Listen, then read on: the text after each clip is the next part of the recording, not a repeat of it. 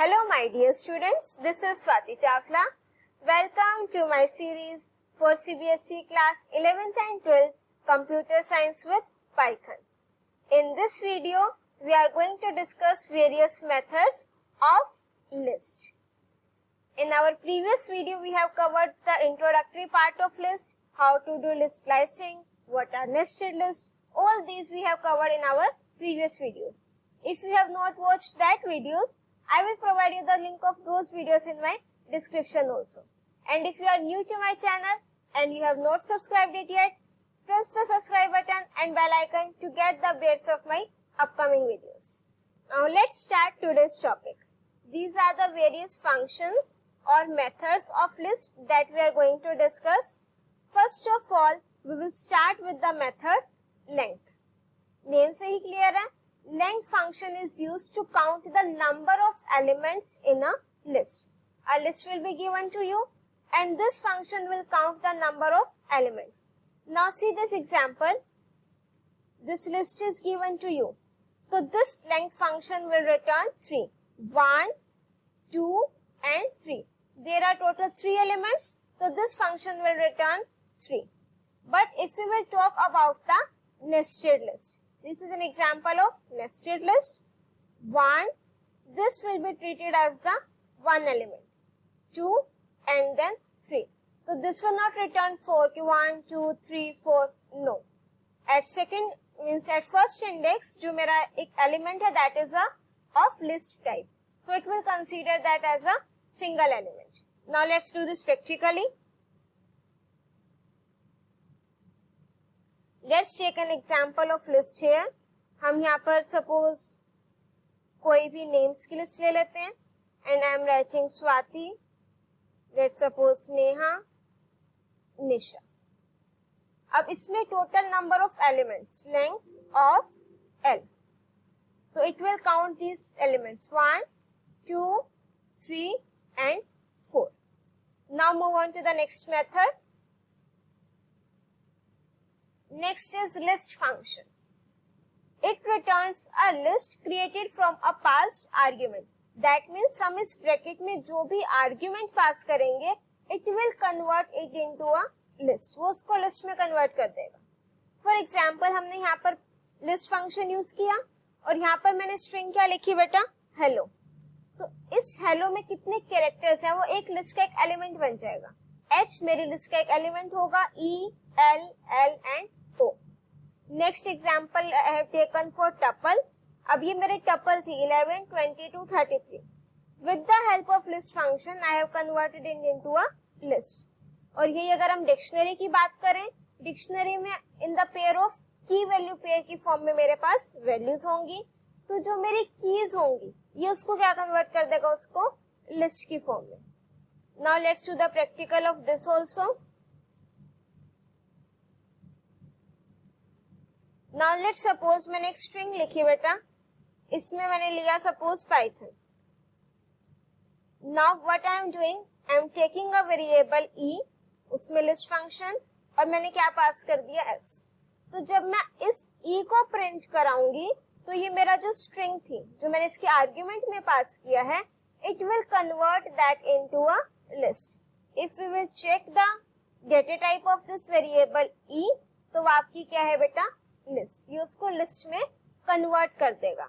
और यही अगर मैं बात करूं डिक्शनरी की, it will take the data in the form of a key value pair. 1, let's suppose 2, let's suppose this is 3. ठीक है, अब मैंने क्या किया लिस्ट एंड देन डी. तो जो मेरी कीज होंगी ये उसकी क्या बना ले गए? List. Now move on to the next function. That is index. अब नेम से ही क्लियर है, ये मुझे क्या रिटर्न करके देगा? इंडेक्स. नाउ सी बेटा, देयर इज अ पॉसिबिलिटी कि मेरे पास एक ही एलिमेंट मल्टीपल टाइम्स रिपीट हो रहा उस लिस्ट में. तो it will return the index of the first match item from the list. If the given element is not in the list, तो it will generate the value error. Now see the example. I am having the list with elements 11, 22, 33, 44, 22 and 4. Now I am writing L dot index 22. That means I have to find the index of element 22. अब वो starting से start करेगा. अब 21 उसको first index पर मिल गया तो it will return 1. Next वाले को नहीं चेक करेगा, फर्स्ट वाला रिटर्न करेगा. Next if I am writing L dot index 89. अब 89 तो मेरे लिस्ट में नहीं है, तो then it will show you the value error 89 is not in the list. Now move on to the next function, that is append method. Append means this function will add an element at the end of a list. जो भी मेरी list होगी, whenever I have to add an element at the end, so then append function will used. And it does not return any value and it modifies the original list. Means अगर मैं किसी अपने list पर append function लगा रही हूँ तो उसी लिस्ट में ये इन प्लेस उसको क्या करेगा, ऐड करेगा. और इसमें एक कंडीशन है बेटा, एक टाइम पे मैं एक ही एलिमेंट ऐड कर सकती हूँ, उससे ज्यादा नहीं. Now see the example L equals to 11, 22, 33. This is my list. Now I have written L dot append 44. That means at the end of list L, what it will do, it will append 44. Now second point देखो, it does not return any value. What does this mean? कि अब मैंने क्या लिखा, L dot append 55, कि मेरे list में 55 append कर दो, और मैंने ये वैल्यू किस में असाइन कर दी, L1 में. तो जब मैंने L1 को प्रिंट करा तो it will not show any value because उस फंक्शन ने कोई वैल्यू ही रिटर्न नहीं की. तो what will it print, nothing, but it has appended that value. तो when I am going to print the list L, it will show 55 also. Now see the next example, L dot append 10, 20. अब आप कहोगे कि आपने तो बोला था कि एक से ज्यादा एलिमेंट नहीं ऐड कर सकते, एक ही कर सकते हैं. बिल्कुल करेक्ट, बट ये क्या मेरे एक से ज्यादा एलिमेंट है? नो, एक ही एलिमेंट है और वो किस टाइप का है, लिस्ट टाइप का. तो दैट मीन्स जो मेरी L लिस्ट है उसमें एंड में एक एलिमेंट और ऐड हो जाएगा of type list. Let's do this practically. Now see here, I have opened my Python ideally. I have taken the list. Now I am writing L1 equals to L dot append 99. So will it return any value? No. So when I am going to print the value L1, it will not show anything. But when I am going to print the list L, so it has appended the value 99. And even I can write this L dot append. Suppose here I am writing Python. It's fine, it will not show error because my list can contain elements of mixed data types. And if I am writing L dot append, अगर मैं इस तरीके से लिख दूं 10, 20, 30, अब error क्या show होगा, इट टेक्स एग्जैक्टली 1 आर्ग्यूमेंट. तो अगर मैं इसको in the form of list ले लूं तो दैट तो we can do because I am giving more than 1 element, but in the form of a list वो एक ही एलिमेंट ट्रीट होगा. सी, ठीक है. Now next is my extend method. दोनों रिलेटेड ही हैं. It is used for adding multiple elements at the end given in the form of a list. Means if we want to add more than 1 element in our list, for that we have to use the extend method.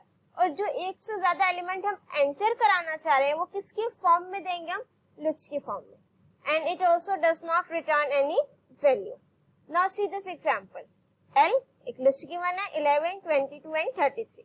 Now I am writing L dot extend और within brackets I am writing 10 और 20. यहाँ पर देखो difference, ध्यान से देखो, यहाँ पर भी मैंने 10 और 20 लिखा है within brackets.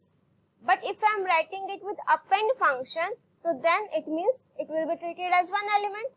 But if I am using it with extend function, so then it will be treated as the multiple elements of the list. So it will add 11, 22, 33. It was already in the list. 10 and 20. ये question आपके exam में आ सकता है. What is the difference between extend and append function? Append function adds one element to the end of a list. Extend function can add multiple elements from a list. Or after append function, the length of list will increase by one element.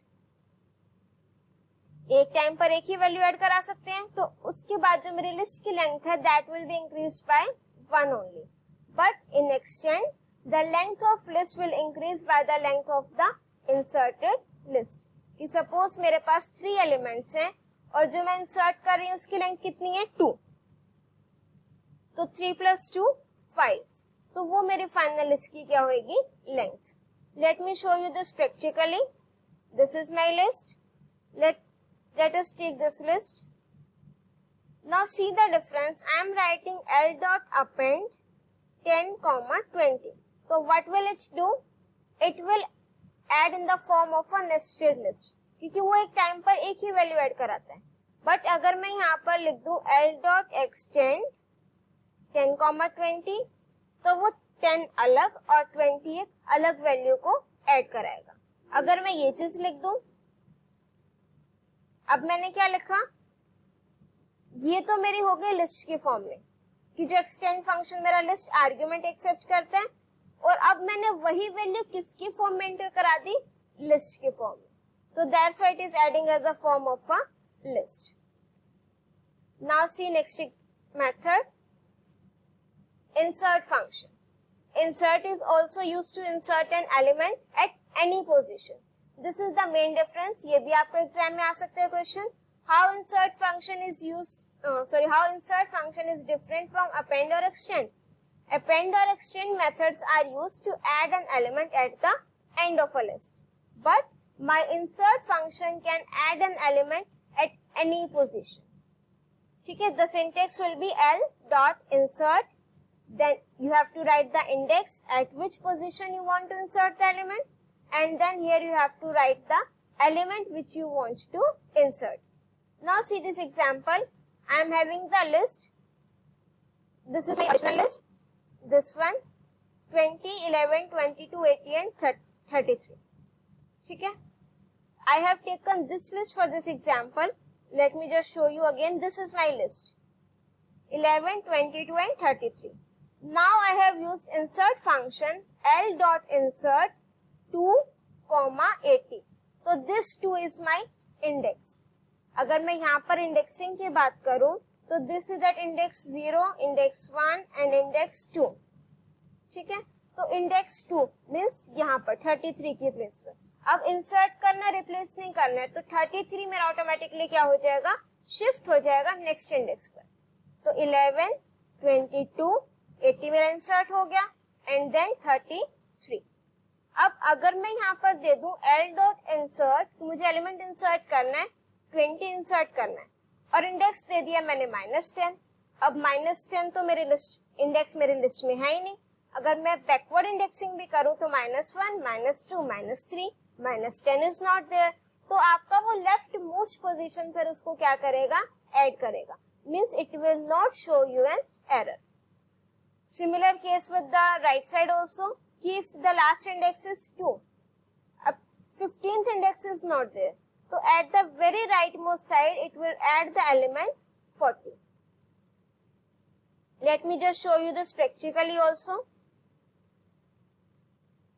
Now see here, I am having this list. Let me take another list, 11, 22, 33. L dot insert. Now I am writing 5 index and element 89. If 5 index is not there in the list, it will not show any error. Rather, it will insert the element at the end. और अगर मैं negative index लूंगी, तो it will add that element at the leftmost side. Let me just take -3, -1 I am taking. So -1 means right side, this. ठीक है, अगर मैं यहाँ से ले लूं सपोज -1, -2, -3, -4, -5 लेते हैं. ठीक है, L dot insert -5 and I am writing here 14. Now see here, -5 for backward indexing. अगर मैं उस रेंज के ही बार ले लूं, -15 index is not here, तो it will add at the leftmost side. It will not show any error if we mention the index which is not in the list. Now let's move on to the another function. Now next is my pop function. The pop function is used to remove the item from the list. Append, extend and insert. These three methods are used to add the element in a list, but my pop function is used to remove the element from the list based upon the index. कि अगर मुझे किसी index पर element को remove करना है, तो for that we are having the pop function. If no index is specified, pop function returns and removes the last element from the list. Means अगर मैं pop function में कोई भी argument ना दूं, ठीक है, तो it will remove the last element from the list. And the main point is that it also returns the deleted element also. Means जो भी वो element को delete करेगा, it will return that element also. Now let's see the example. This is the list. L.pop1. That means this one is the index. इस one index पर कौन सी value है 22, तो then it will remove 22. If I am writing the list L, this is my list now, 11, 33, 44 and 55. This 22 it has returned this element. L.pop function लगाया. अब इसमें हमने कोई आर्ग्यूमेंट नहीं पास किया, तो then that means it will delete the last element from the list, that is 55, 11, 33 and 44. And if we will write the index which is not in the list, means just opposite of insert. Insert में तो वो कर देता था, but deletion के case में this is not the case. If we pass an argument which is not the index in the list, so that it will return the error. Suppose here I am writing L.pop50 कि 50 index पर जो element है delete that, but 50 index तो है ही नहीं list में, तो then it will return the error index error pop index out of range. Now next is remove function. Remove method removes the first occurrence of a given item from a list.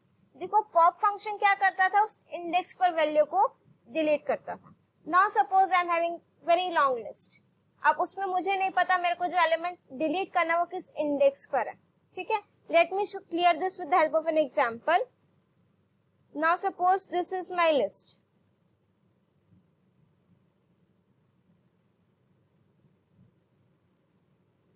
ठीक है. Now I want to delete 789. अब would it be feasible कि मैं इसका index check करूं? No. What I will write, L.remove 789. So then 789, this element will get deleted. Pop function will be beneficial to use if we know the index, and if we don't know the index of element, then we can delete it by using that remove function. And remove function does not return the deleted element, but my pop function returns me the deleted element also. ठीक है. अगर कोई मैं ऐसे element को delete करूं which is not in the list, so then it will show me the value error that X is not in the list. Now next function is clear function. This method removes all the items from the list and the list becomes empty. That means अगर मुझे list को delete नहीं करना है, but उसके अंदर के सारे elements को delete करना है, तो then we have to use the clear function. Now see, this is the list 11, 22, 44. L.clear. List delete हो गई, clear हो गई, but list will not delete it. L, then it will show you the empty list. That means कि मेरे list तो exist कर रही है, but उसमें कोई भी element नहीं. Now next is my del statement. This is used to delete means element, or we can even delete multiple elements also with the help of list slicing. Suppose here I am writing 11, 22, 33, 44 and I am writing del L2. So this will delete the element at index 2. 0, 1, 2. Second index पर क्या है बेटा मेरा 33. So then it will delete 33. Next is 11, 22, 33, 44. अब मैंने क्या लिखा, slicing operation. L 1 colon. अब मैंने एंडिंग वैल्यू नहीं दी, दैट मीन्स 1 से लेके आखिर तक. तो 1 से लेकर एंड तक it will delete all the elements except this 11. तो अब मेरे लिस्ट में क्या रह गया 11. इसमें आपके एग्जाम में क्वेश्चन भी बन सकते हैं क्योंकि सभी से एलिमेंट्स डिलीट हो रहे हैं, पॉप से भी, रिमूव से भी, क्लियर से भी और डेल से भी. अगर मुझे एक साथ में सारे लिस्ट के एलिमेंट्स डिलीट करने हैं तो हम क्या यूज कर देंगे, clear function. But if we want to return delete more than one element, then we can use the del statement. And del statement is used to delete the entire list also with its content. Del L. अब वो list तो delete हो गई. अब मैं उसको print करूंगी तो it will show me the error also कि L is not defined because that list L is deleted now. Now see another function. Next is count. अब name से clear है, count function will count the number of means how number of times that element appear in the list and it will return that value also. जब भी मैं कहूँ return that value means आप उसकी जो function उसकी value को हम किसी variable में assign करके आगे उसको use कर सकते हैं. Returns the count of item that we passed as an argument. If the given item is not in the list, it returns 0. L equals to मेरी list है. अब मैंने क्या लिखा L dot count 33. So it will count 33. 1, 2. 2 times it is there, so it will return true. But if I will write the element which is not in the list, so it will not show the error. What it will return? Simply 0 कि this element is not in the list. Now next function is reverse. Reverse means इसको reverse करेगा. It reverses the items of the list in place. In place means ये आपकी original list को ही क्या कर देगा? Reverse कर देगा. Let's do practically now. एक बार del statement का practical भी कर लेते हैं. This is my list. Now if I am writing del L2 colon 5, that means 2, 3 और 4. तो second, third और fourth index पर जो values होंगी, ये तो मेरी 0 और 1 पर है. 2, 3 and 4. Now see these are the values at index 2, 3 and 4. उसको delete कर देगा, तो ये remaining values मेरे पास रह जाएंगी. If I will write del L, तो it will delete the entire list. Contents भी plus अब उस name से list ही नहीं होगी. ठीक है? Now let's take another example of a list. L dot count. अब मुझे क्या count करना है बेटा? 5. तो it will return 3. If I will write L dot count and here I am writing Python, तो what it will return? 0. That means 0 means की element इस list में नहीं है. Now next function is reverse. This is my list. L dot reverse.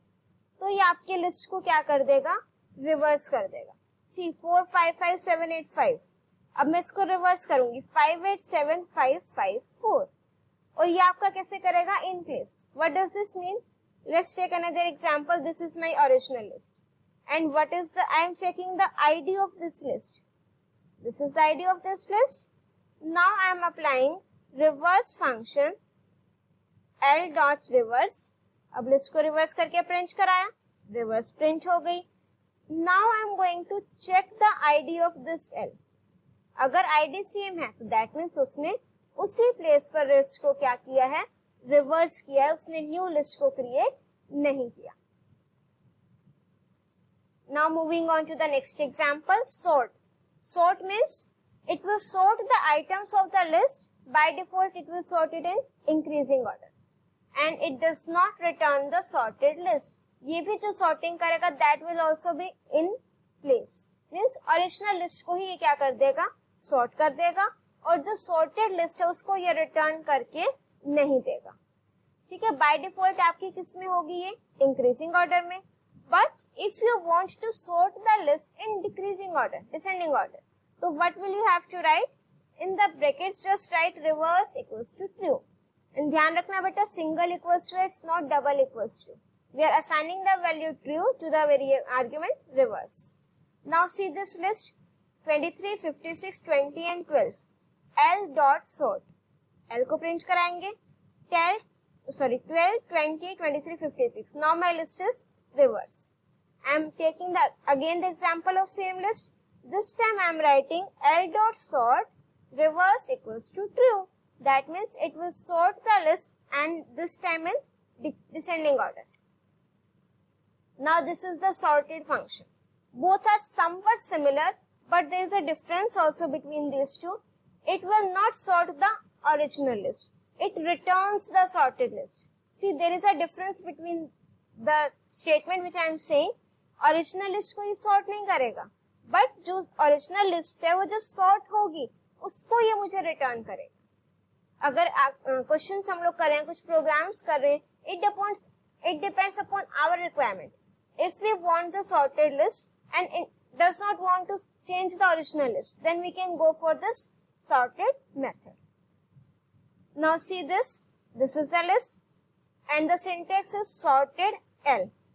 तो L1 में मैंने इसको असाइन करा, ठीक है. तो अब जब मैं L1 की वैल्यू प्रिंट करूंगी तो then it will show me the sorted list. But अगर मैं L की वैल्यू प्रिंट करूंगी तो see, this is the same as my original list. And this is in the sorted list return हुई है, this is in increasing order. And here also you can specify this reverse equals to true. तो वो आपकी क्या हो जाएगी, descending order में. ये क्वेश्चन भी आपका एग्जाम में आ सकता है, what is the difference between the sort and sorted. Now before going in the detail with the difference, let me just show you this practically. This is my list. Now I am writing, let's take another list. This is sorted in the reverse order. ठीक है, this is my list and I am writing L dot sort. ठीक है, तो it will sort the original list. अगर आप ID print कराओगे तो before sorting and after sorting it will be same because it is doing in place. And if I will write L1 equals to, let's take this list again, L1 equals to L dot sort, means जो वो list sort कर रहा है L1 में क्या कुछ है मेरे पास नहीं, because वो उस list को return नहीं कर रहा है. But अगर ये statement मैं लिखूं sorted के साथ, तो then it will be stored in that L1, but original list फिर आपकी sort नहीं होगी. वो तो इसलिए शो कर रहा है क्योंकि मेरी L यहाँ पर ऑलरेडी क्या है, sorted है. You can execute this with the help of alphabetical characters also. Suppose I am writing Python, then this capital P, then suppose I am writing my name. ठीक है. Now it will sort on the basis of the ASCII values. If I am going to print this, तो ASCII values capital A की बेटा 65, तो capital letters की क्या है, small. तो P और S दोनों में से पहले P आएगा, फिर S, and then फिर small p and then small s. Now see the difference between the sort and sorted function. Sort function will sort my original list, but sorted function does not sort the original list.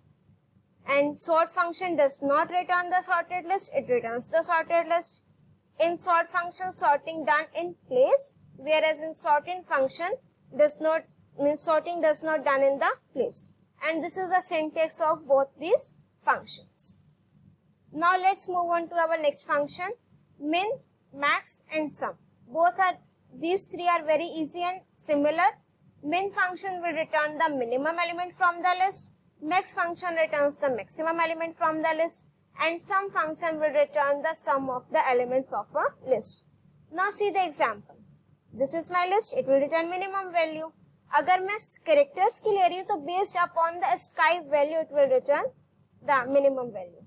And for minimum, maximum and sum function, there is a condition, min और max में तो क्या elements must be of same type.